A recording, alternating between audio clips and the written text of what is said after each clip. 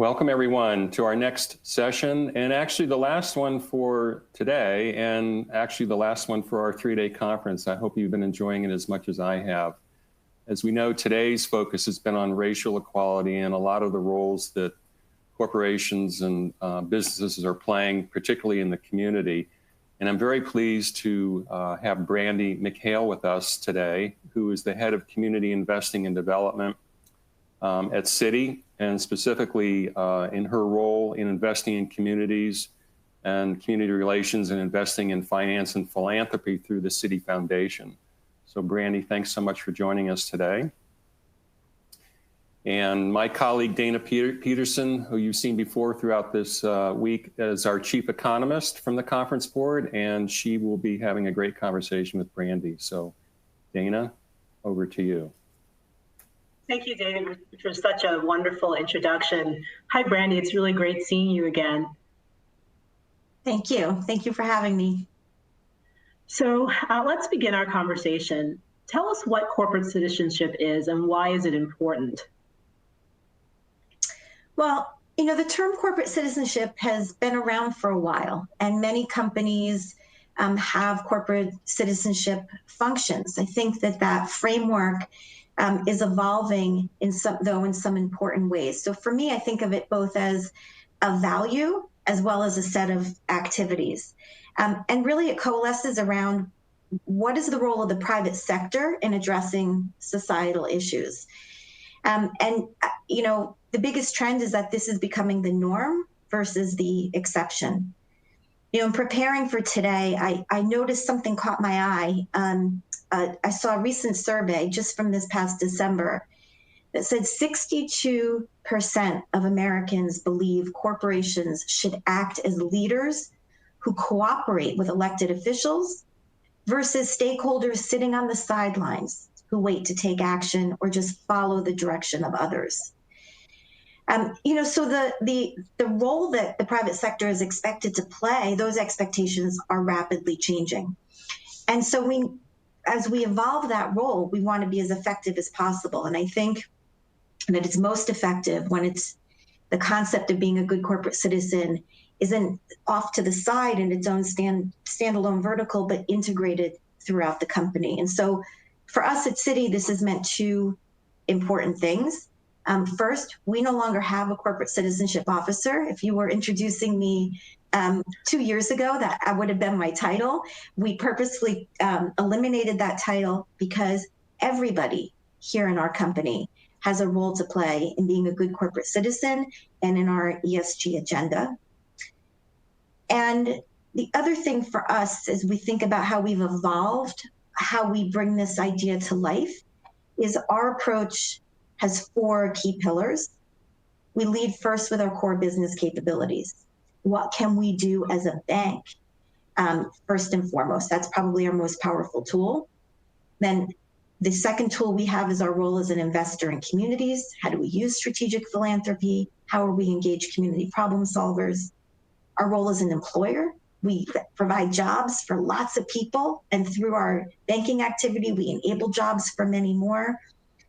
And then I think the final critical tool is perhaps the one that is the one that is getting the most attention these days, and that's how do we use our corporate voice, taking a stand on issues and being engaged in the dialogue in a way that many companies previously haven't been, and making sure that we have a seat at the table, because today sitting on the sidelines just isn't an option. That's great, Brandee. And on that note, how can other firms start to focus upon building a more civil and just society as Citi has? Well, I think that we have to recognize that there's a business case to be made for this work. It's not just a nice to do. And Dana, I'm going to put the spotlight on you and say that research, for example, that you've produced recently that has been widely cited by many over the past few months around the racial wealth gap. And in particular, you know, there's one data point that I've continued to raise up over and over, and that is if key racial gaps for Black Americans in wages, housing, education, investment are closed today, $5 trillion can be added to the US GDP over the next 5 years. So there is definitely an economic case to be made. I think for companies that once they see the economic case, in order to then say, how do we translate that to action? You've got to have a plan that complements your business model and that rewards action and positive momentum. And then I think the third piece is to, and this may be actually the hardest, just to make sure that you're creating a culture internally that allows you to be comfortable being uncomfortable. There is a lot of divisiveness on these issues, and we don't have all the answers, and we've got to, be okay wading in, even though sometimes our point of view may not be fully popular with everybody. Well, around that point, what is Citi doing specifically around social issues, especially pertaining to closing the racial gaps that you talked about regarding the paper? So, like many companies, last May, we were so deeply troubled by the events that occurred after the murder of George Floyd. And like many companies, we wanted to take action quickly. And we, said, what could we do? How can we use our philanthropy? How can we support other organizations? And we recognized that philanthropy was necessary, but was going to be insufficient on its own to drive solutions at scale. And so our efforts were designed leading with our core business capabilities. And we announced Action for Racial Equity, which represents $1 billion+ in strategic initiatives, ways that we're investing in our business so that we can work to close the racial wealth gap. So some examples: how can we create greater access to banking and credit in communities of color? We're doing this by investing in Black-owned banks. We're creating new product distribution partnerships with community organizations that are trusted and working in communities of color. How do we increase investment in Black-owned businesses? It's not just our role as a small business lender. That's what you would expect from a bank. But we wanted to go beyond that. We're looking at our role as purchasers ourselves. How do we take our procurement efforts, our own supplier program, to create revenue generation opportunities for entrepreneurs of color? And also, what is our role as equity investors and investing directly in Black-owned businesses so they can take advantage of those revenue generation opportunities? We had launched an impact investing fund back in January of 2020, and we specifically added to that last year so we could make sure that we were having dedicated capital to reach Black-owned businesses and entrepreneurs. We're expanding homeownership among Black Americans, again, going beyond what's the sort of expected role that a bank makes mortgages. We're really looking at how do we create more racial equity in the whole housing industry. We're investing in real estate development firms led by people of color, as an example. There is a role for philanthropy. I don't want to leave us thinking that it's not necessary. It is. It's just on its own won't get us there. And so we've also committed to invest $100 million through our foundation in organizations addressing diversity, equity, and inclusion. I list off all of these things because they're ways that we're using our financial capital and our products and services. But I want to stop and highlight one other element of our commitments.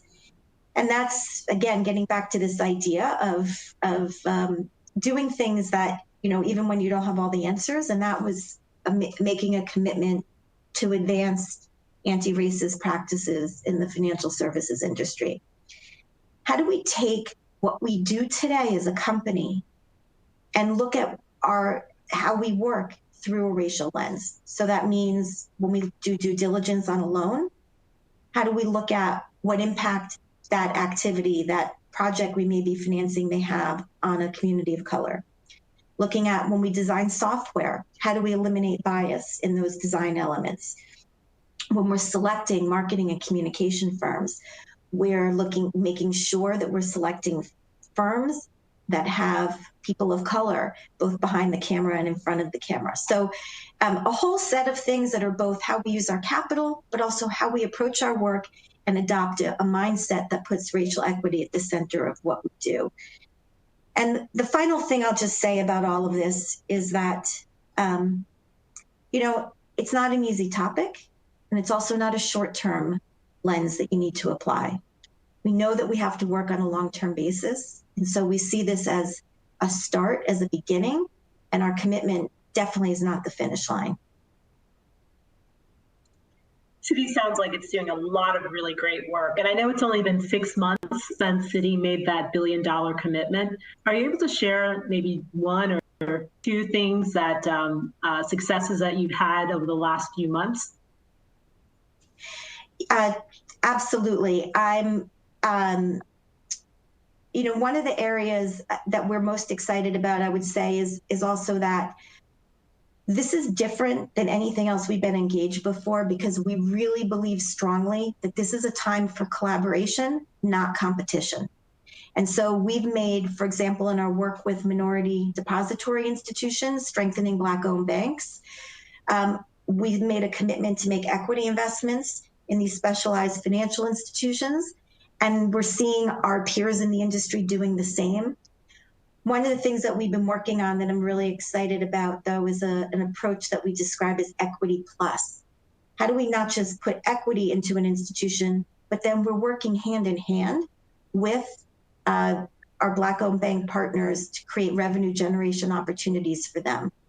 And what I'm most proud of about this is that it's also an opportunity both to strengthen our MDI partners, but we're strengthening ourselves, and we're really deepening our understanding of what it takes to do things differently.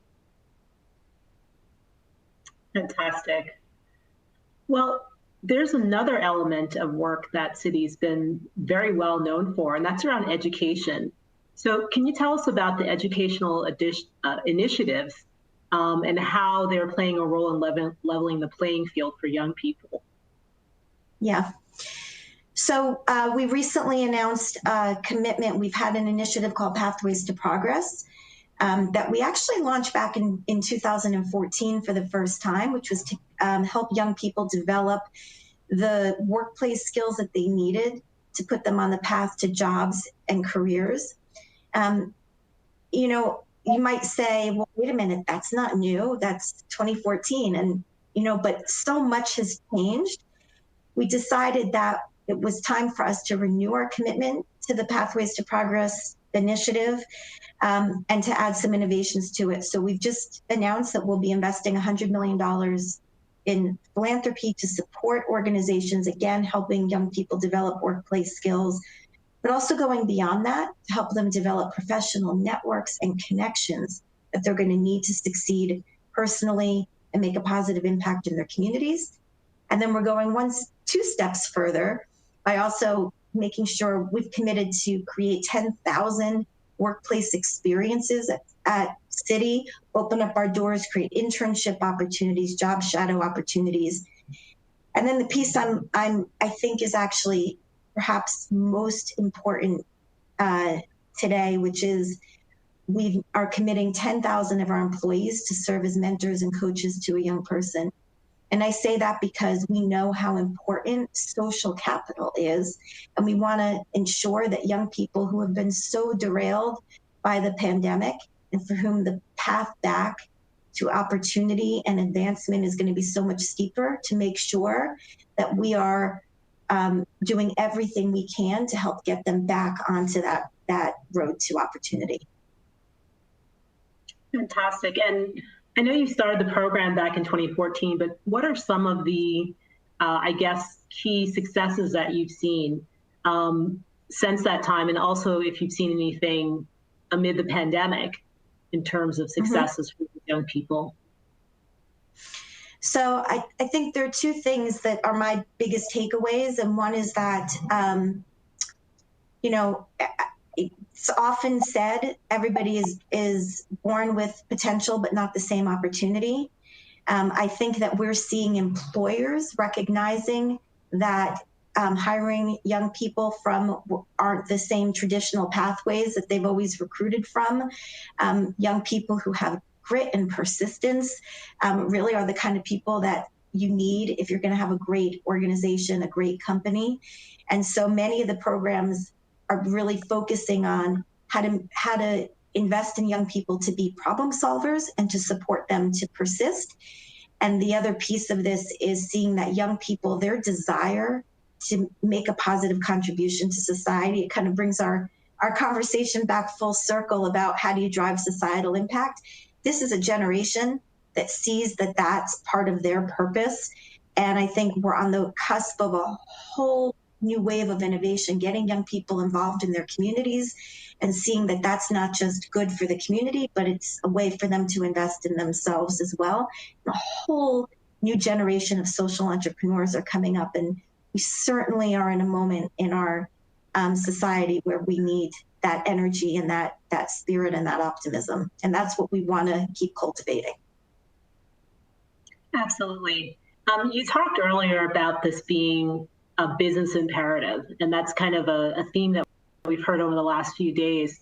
Can you tell us why is this so important to Citi, and what are some of the first steps that other firms can take in order to make sure that looking at building a better, more civil and just society is a business imperative for them? Yeah. Well, I would say that perhaps the first step is sometimes the hardest, which is listening and listening to your stakeholders. And, I talked about sometimes you have to have uncomfortable conversations, but uncomfortable listening is probably even harder. So I would say a really important step is to not assume, but to go out, talk to stakeholders. And that includes your employees, that's your clients, and your investors, an incredibly important stakeholder. And I think listen to them, listen to their ideas. Again, you don't internally have to have all the answers, but I think if you really want to get started, make sure you put people on this task who see their role as listeners and as change agents, and are going to be able to work across the company to bring the best ideas forward and to drive innovation.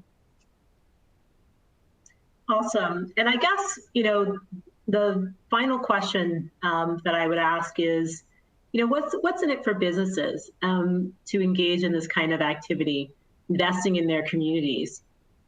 Mm-hmm. Well, the world is changing. We know, look at the threats that are on the horizon to our business models, climate change, I think racial injustice, a general sense of divisiveness. People want to do business with companies that they see are adding to solutions. People want to work for companies that are part of the solution. And what that's going to mean is that we've got to balance both the short-term need for financial returns with looking at what are the long-term gains. I think the companies that we look back on say were the great companies of our time were the ones that really integrated a focus on this throughout the entire franchise. I think there's never been a more exciting time to be in the private sector. I think there's never been a scarier time or a time of so much uncertainty, but I think that we really are redefining how we work collectively to solve problems, and I think that's going to result in dramatically different results.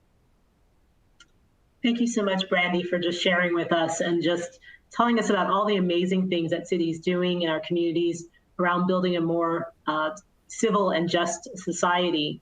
And I think most importantly for our listeners, what it means for businesses and how much they can get out of doing this kind of activity. And that, again, it's not only the right thing to do, it's definitely a business imperative that results in certainly revenues, but also building closer ties to communities. So thank you so much, Brandee, for joining us. Thank you. Appreciate it. Yes, thank you so much, Dana, for hosting this, and Brandee, what a great way to close out our conference and our day here today. Scary and exciting times for sure. I love your comment about uncomfortable listening. I don't think we probably do enough of uncomfortable listening. Uncomfortable conversations is hard enough, but the listening part, I really enjoyed you making that comment. So thanks so much for today. Well, we've arrived at the end of our 3-day journey together, and I just wanted to take a few moments to maybe summarize some things that we've heard. And I'd like to do that. And then I'd really like to close with something really interesting, something we tried, which is to capture your input. And I wanted to close then with some very promising actions that you as an audience told us about how you're inspired to take actions from this conference. So, you know, over the last 3 days, we've heard from 33 accomplished and influential leaders across several industries. They've given us a state of affairs. They've talked honest about where we are in equality from economic, health and well-being, and racial perspectives. Too many people in our country are not reaping the benefits to live joyous and prosperous and healthy lives. Their lack of opportunity can be seen at several points in a lifetime. We started our first day talking about the importance of early childhood education being vital for development. They're also finding lack of opportunity because of the neighborhoods that they live in. When they're sick and need medical help, when you're trying to get a job.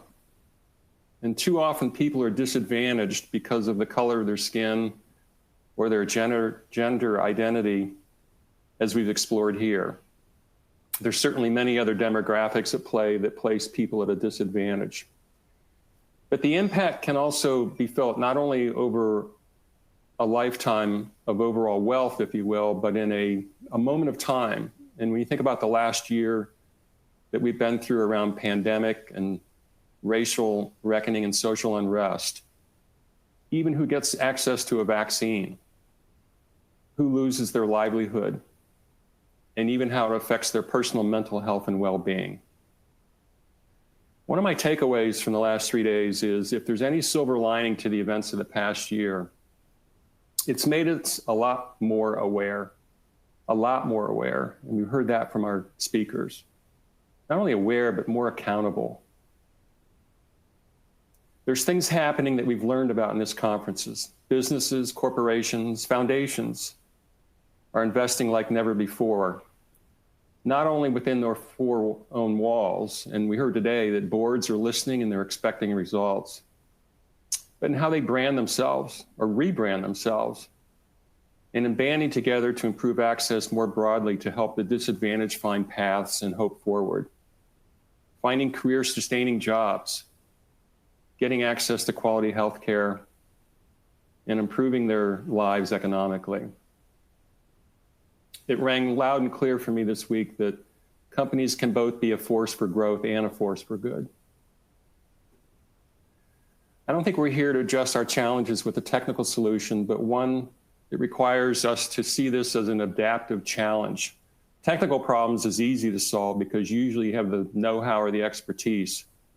Adaptive challenges are a lot harder, and that's going to affect us in ways that are hard for us to change our priorities, our beliefs, our habits, maybe even our loyalties.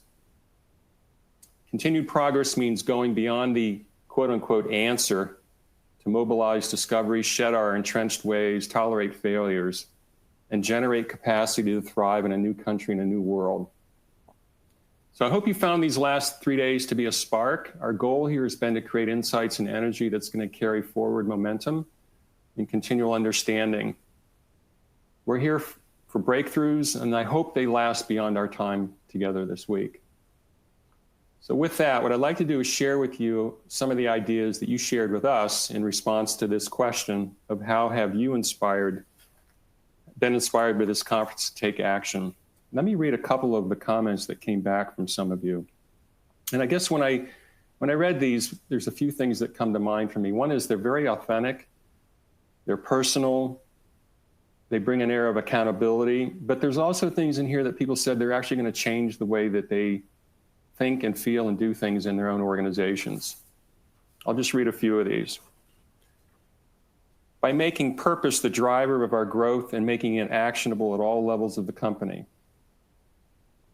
Challenge ourselves to put our values into action.